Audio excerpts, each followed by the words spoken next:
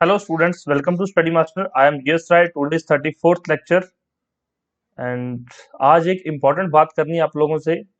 कई बार तो मन करता है कि ये जो लेक्चर सीरीज है इसको यहीं पर शट डाउन कर दूं, क्योंकि आप लोगों का रिस्पांस बिल्कुल नेगेटिव है। आप लोग कोई रिस्पांस नहीं कर रहे, कोई भी रिस्पांस। मतलब गिने चुने कुछ दो या तीन स्टूडेंट हैं जो ये लेक्चर डेली देखते हैं। कुछ अगर मैं पूछता हूँ, कमेंट करने के लिए कहता हूँ तो वो कमेंट कर देते हैं, वो भी कभी कभार करते हैं, कभी वो भी नहीं करते। तो आज मुझे फाइनली बता दीजिए कि कितने स्टूडेंट्स को फायदा हो रहा है इस लेक्चर से, कितने बच्चों को इस लेक्चर सीरीज का बेनिफिट हो रहा है, कितने बच्चे इस लेक्चर को देख रहे हैं। अगर आप नहीं देख रहे तो फिर मैं अपना टाइम यहाँ पर क्यों वेस्ट कर रहा हूँ? मैं किसी दूसरे बैच में, किसी पेड बैच में कुछ करवा लूंगा, या फिर मैं अपना टाइम कहीं और यूटिलाइज कर लूंगा। फिर मुझे ये लेक्चर्स की जरूरत क्या है? तो कितने बच्चों को फायदा हो रहा है, प्लीज मुझे बता दीजिए। उसके बाद ही आगे के लेक्चर्स आएंगे, अदरवाइज मैं फिर ये यहीं पर शट डाउन कर दूंगा आपका लेक्चर। ठीक है, चलिए आज का लेक्चर जो स्टार्ट कर लेते हैं। मैंने आपको देखो, अभी 34th लेक्चर है हमारा। मैंने 33 लेक्चर तक आपको 1 से 33 लेक्चर तक करवाए हैं चीजें, जो मैंने आपको फर्स्ट लेक्चर में करवाई है, सेकंड में करवाई है, थर्ड में करवाई है। अगर अब वो रिपीट हो रही है तो कम से कम आप उनका आंसर्स तो दे सकते हो। अगर आपको आज भी याद नहीं है तो पेपर में फिर कितने दिन बचे हैं? पेपर तक कब कब याद करोगे? पेपर में जाके याद करोगे, या पेपर में बैठने के बाद, फिर पेपर दे के आने के बाद याद करोगे? कब याद करोगे चीजों को? तो मुझे फाइनली और सत्य से बता दो कि कितने बच्चों को फायदा हो रहा है इस सीरीज से, और कितने बच्चों को फायदा नहीं हो रहा। कितने बच्चे चाहते हैं कि सर आप बंद कर दो, हमें इस लेक्चर की जरूरत नहीं है? तो प्लीज मुझे बता दो। और अगर पसंद है तो लाइक और शेयर करके इसको दूसरे बच्चों तक पहुंचाओ, ताकि थोड़े से इसको देखें बच्चे। हमारा भी जो मेहनत है, अब हम पूरे मोटिवेशन से आपके लिए लेक्चर लेकर आते हैं कि ठीक है बच्चे पढ़ेंगे, उनको हम पढ़ाएंगे। लेकिन आप लोगों का कोई रिस्पॉन्स नहीं है, कोई वीडियो को लाइक नहीं कर रहा, कोई वीडियो को शेयर नहीं कर रहा, जो पूछ रहे हैं उसका कोई रिस्पॉन्स नहीं आप लोग दे रहे हो। तो फिर फायदा क्या हुआ हमारा लेक्चर देने का? मतलब हम ऐसे ही गला फाड़ रहे हैं। तो इन बातों को ध्यान में रखिए और अपनी जो है एडवाइस बता दीजिए हमें।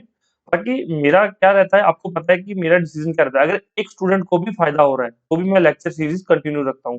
बीच में मैंने आपको 20 या 22 लेक्चर के आसपास पूछा था, उसमें 2 या 3 बच्चों ने कहा था कि सर नहीं, हम आपकी लेक्चर देख रहे हैं और हमें फायदा हो रहा है, हम पेड बैच ज्वाइन नहीं कर सकते, प्लीज हमें ये कंटिन्यू करवा दो। तो फिर मैंने कंटिन्यू करवाने का फैसला किया। अब वो 2-3 बच्चे जो जिन्होंने उस दिन कमेंट किए थे, बोला था, अब वो 2-3 बच्चे भी गायब हो गए हैं। अब उनका भी कोई अता पता नहीं है। तो फिर ये ऐसे ही वीडियो डालने का तो कोई फायदा नहीं है ना हमें। चलिए आज के क्वेश्चन को शुरू करते हैं।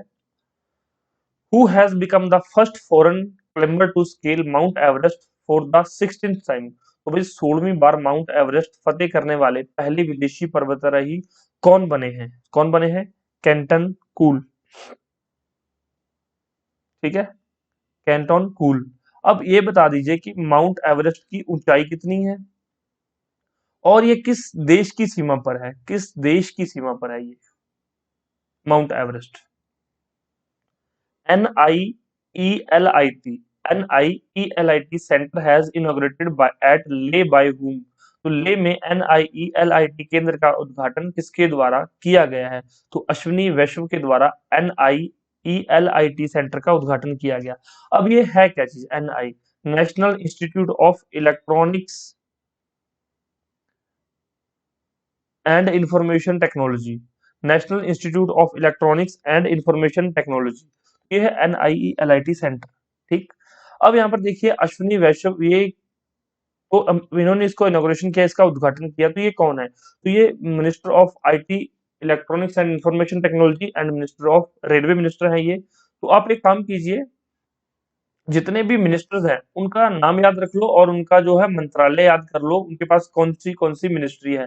कई बार क्या होता है, क्वेश्चन कैसे बन जाता है, इस साइड मिनिस्टर के नाम दे देगा, इस साइड मंत्रालय के नाम दे देगा, मिनिस्ट्री के नाम दे देगा, बोलेगा मैच द फॉलोइंग, या फिर कहेगा कि निम्न में से कौन से सही दिए हुए हैं और कौन से गलत है। अगर आपको सभी मिनिस्टर के नाम और सभी मंत्रालय के या मिनिस्ट्रीज के नाम नहीं याद हुए तो फिर आपको प्रॉब्लम हो सकती है। और अगर आप चाहते हैं कि ये भी मैं करवाऊं, तो भी कमेंट करके बता दो कि सर आप ही करवा दो, फिर वो भी मैं करवा दूंगा। Who released the e-book Civil List 2022 for IAS officers? IAS अधिकारियों की ई-बुक सिविल लिस्ट 2022 का विमोचन किसने किया है? किसने किया है? डॉक्टर जितेंद्र सिंह ने। नेक्स्ट देखिए, who is the author of a place called home novel? तो एक नॉवल है, एक उपन्यास है, ए प्लेस कॉल्ड होम के लेखक कौन है? कौन है लेखक? प्रीति शेनॉय। प्रीति शेनॉय ने लिखी है ये एक नॉवल। तो इंपॉर्टेंट है, याद रख लेना। इसमें काफी बुक्स जो है, नॉवेल्स इसमें दी गई है इस लेक्चर में, तो काफी इंपॉर्टेंट है आपके एग्जाम पॉइंट ऑफ व्यू से। World bee day is being celebrated on which day? विश्व मधुमक्खी दिवस किस तारीख को मनाया जाता है? 20 मई को। Who is the author of the book Not Just a Night Watchman, My Innings in the BCCI? Not just a night watchman, my innings in the BCCI पुस्तक के लेखक कौन है? ये पुस्तक किसके द्वारा लिखी गई? विनोद राय के द्वारा ये पुस्तक लिखी गई है। The central government has announced to apply booster dose to people above how many years of the as?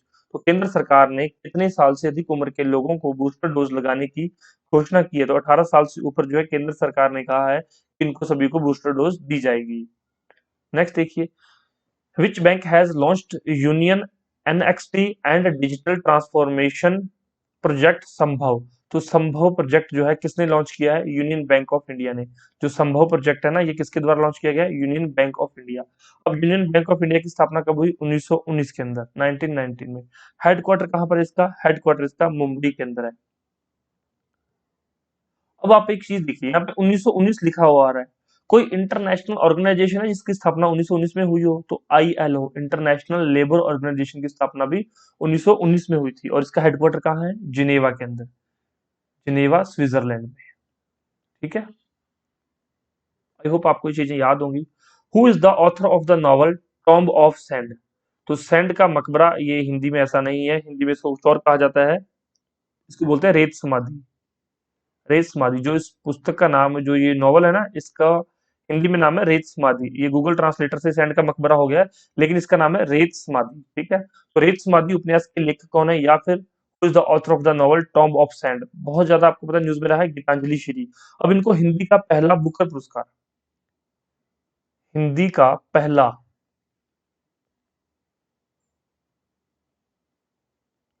Booker पुरस्कार मिला इनको, गीतांजलि श्री को, इनके नॉवल के लिए। क्या नाम है? टॉम्ब ऑफ सैंड या फिर रेत समाधि। तो ये याद रख लेना, बहुत इंपॉर्टेंट है ये। Union cabinet has extended the AIM for which period? सबसे पहले तो एआईएम का पता होना चाहिए, अगर यही नहीं पता तो फिर तो बस खत्म बात। एआईएम क्या है? अटल इनोवेशन मिशन। तो यूनियन कैबिनेट ने, केंद्रीय मंत्रिमंडल ने एआईएम को किस अवधि के लिए बढ़ाया है? तो किस अवधि के लिए बढ़ा दिया है? मार्च 2023 के लिए अटल अटल इनोवेशन मिशन को बढ़ा दिया है। अब एआईएम की स्थापना कब हुई थी? 2016 के अंदर इसकी शुरुआत की गई थी, 2016 में इसकी शुरुआत हुई थी। ठीक है,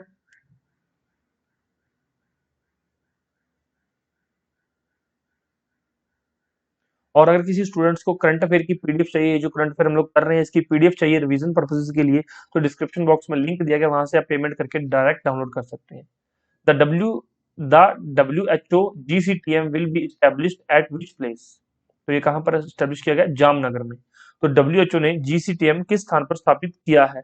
सबसे पहले तो जीसीटीएम क्या है? डब्ल्यूएचओ तो पता है आपको, वर्ल्ड हेल्थ ऑर्गेनाइजेशन। इसकी स्थापना 1948 में हुई थी। इसका हेडक्वार्टर कहाँ है? जिनेवा के अंदर है। और अब जीसीटीएम क्या है? Global centre for traditional medicine, global centre for traditional medicine. अब इसकी स्थापना कहाँ की गई? जामनगर में। जामनगर कहाँ है? गुजरात के अंदर। ठीक है, which ministry has organised the all India programme Jharokha? तो झरोखा प्रोग्राम किस मंत्रालय के द्वारा इसका आयोजन किया गया है? इस मंत्रालय के द्वारा ministry of culture and ministry of textile, इन दोनों ने मिलकर इसको ऑर्गेनाइज किया है, झरोखा को।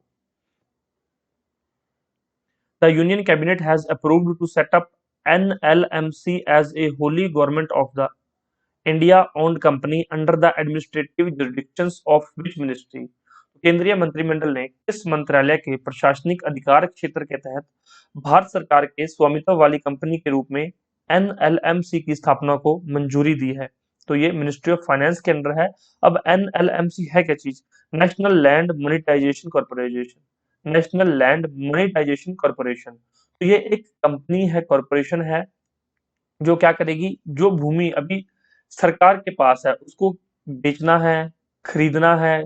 जिन लोगों के पास भूमि नहीं है उनको भूमि देनी है, मतलब भूमि के बारे में सारी चीजें अब एनएलएमसी करेगी, गवर्नमेंट ऑफ इंडिया की तरफ से। ये किस मिनिस्ट्री के अंदर आ रहा है? मिनिस्ट्री ऑफ फाइनेंस के अंदर है ये। The no smoking day 2022 is being celebrated on which date? तो किस दिन मनाया गया है? मार्च 9 को नो स्मोकिंग डे मनाया गया है, धूम्रपान निषेध दिवस। With the help of Ministry of Education and which organization has launched कन्या शिक्षा प्रवेश उत्सव?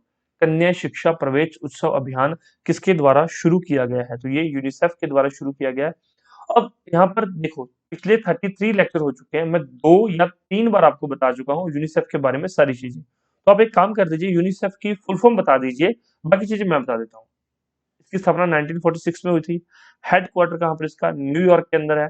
अब यूनिसेफ की फुल फॉर्म बता दीजिए, इतना काम तो कर दीजिए कमेंट बॉक्स में, या ये भी संभव नहीं है आपके द्वारा। और यूनेस्को, सेबी, वर्ल्ड बैंक, इन सभी के बारे में मैं आपको बहुत बार बता चुका हूँ। तो आपको इनके बारे में खुद से जाके रिवाइज करना है, पढ़ना है कि यूनेस्को क्या काम करता है, कहाँ पर है, इसका हेडक्वार्टर कहाँ है, सेबी क्या काम करता है, वर्ल्ड बैंक क्या काम करता है, सारी चीजें ये खुद ने अपने जाकर रिवाइज करना है।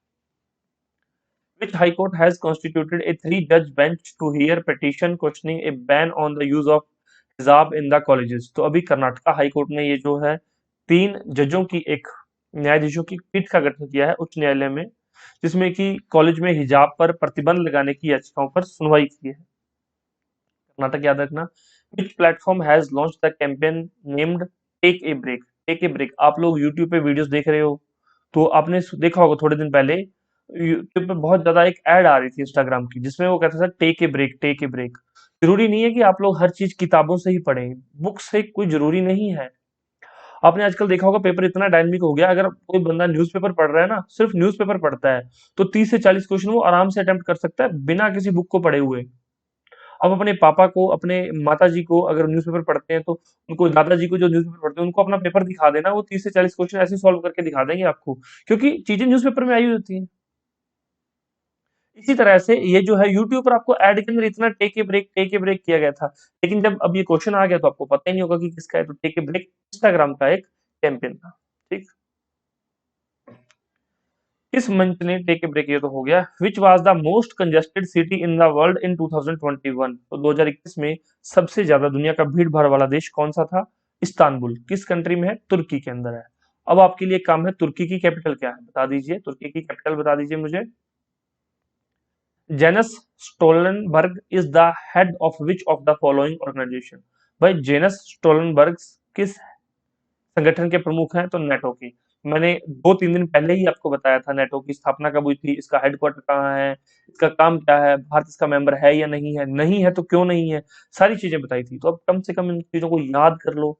और अगर कोई बच्चा इतना महान भाई बच्चा है कि इसकी इन चीजों के बारे में डिस्क्रिप्शन कमेंट बॉक्स में लिख सके तो बहुत अच्छी बात है, अदरवाइज खुद के लिए याद कर लो। WTO, WEF, आसियान, एक भी वर्ड नया नहीं है जो पुरानी 33 वीडियो में कवर ना किया गया हो। अब आपकी गलती ये है कि आप पढ़ते नहीं है या फिर आप रिवाइज नहीं करते हैं। बच्चों पेपर देने दे के जब आप आओगे ना, आके आप लोग ये वीडियो चला के देखना, आप देखोगे कि सारे क्वेश्चन आपको इन्हीं लेक्चर्स में से मिले हैं। तो या तो आपको इनकी PDF लेकर रिवीजन करनी चाहिए, या फिर आपको वीडियोस 2 से 3 बार देखनी पड़ेगी। तो जैसा भी आपको सही लगे, बेस्ट क्या है, जो चीज मैं आपको बोल के बताता हूँ वो ज्यादा बेस्ट है। तो ज्यादा बेस्ट ये है कि आप लोग वीडियोस देख लीजिए, और किसी के पास टाइम नहीं है वीडियो देखने का तो वो PDF ले सकता है, डिस्क्रिप्शन बॉक्स में लिंक दिया गया, वहां से जाके आप पेमेंट कीजिए और PDF डाउनलोड कर लीजिए। White cheeked macaque, a new mammal species in the country has been discovered in which state? तो भाई देश में एक नई स्तनपायी प्रजाति व्हाइट चिक्ड मैकॉक की खोज किस राज्य में की गई है?